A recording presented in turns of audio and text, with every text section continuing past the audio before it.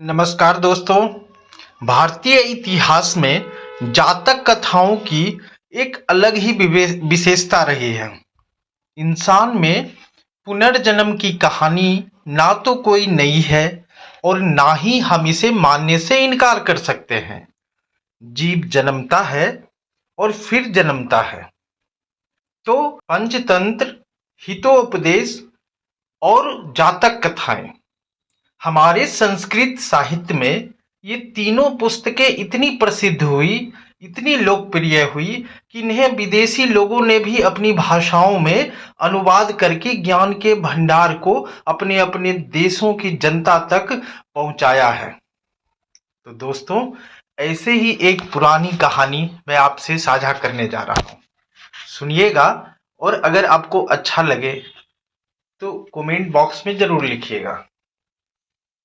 कई सौ वर्ष पुरानी बात है। एक घने जंगल में दो पेड़ थे, पास पास ही थे। घने होने के कारण इन पेड़ों के नीचे अनेक जंगली जानवर रहने लगे थे, जिनमें शेर, बाघ, चीता आदि भी थे। तो इस पेड़ के नीचे रहते हुए ये जानवर जंगली जानवरों और पक्षियों का शिकार करके लाते थे और आराम से इन वृक्षों के नीचे बैठकर खाते थे। बची हुई हड्डियां वृक्ष के नीचे पड़ी रहती थी और उनसे बदबू आती थी। बदबू के कारण वृक्षों को काफी चिंता होने लगी। इससे सारा वातावरण दूषित हो गया था। एक पेड़ ने दूसरे पेड़ से कहा, अरे भाई, इन जानवरों ने तो हमारा दिमाग खराब कर दिया है। जब तक हम इन्हें नीचे से भगाएंगे नहीं, तब तक हमें ताजी हवा नहीं मिल पाएगी। दूसरे पेड़ ने कहा, मगर भाई, इसके बिना हमारी रक्षा कौन करेगा? तुम नहीं जानते हो कि इन जानवरों से मानव डरता है, जो यहां तक नहीं आता। यदि ये जानवर यहां से भाग गए तो ये इंसान हमें काट कर जला देंगे। ये बात दूसरे पेड़ ने कहा, तुम इसकी चिंता ना करो यार, मुझे तो केवल डर लगता है तो इस गंदगी से, जिसके कारण मेरा दिमाग खराब हो रहा है।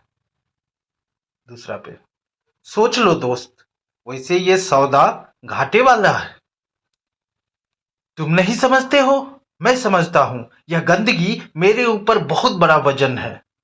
इसका परिणाम भले ही कुछ भी हो, मैं इन्हें एक बार तो अवश्य भगाऊंगा। दूसरा पेड़ समझ गया कि यह पेड़ बहुत जिद्दी है। जिद्दी लोग अपनी मूर्खता के कारण ही दुख पाते हैं। यही सोचकर वह बेचारा चुप हो गया। दूसरे दिन आंधी आई।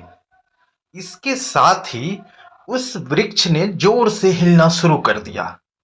इसी चक्कर में सारे जानवर भाग गए। देखी मेरी चाल, भाग गए ना सब।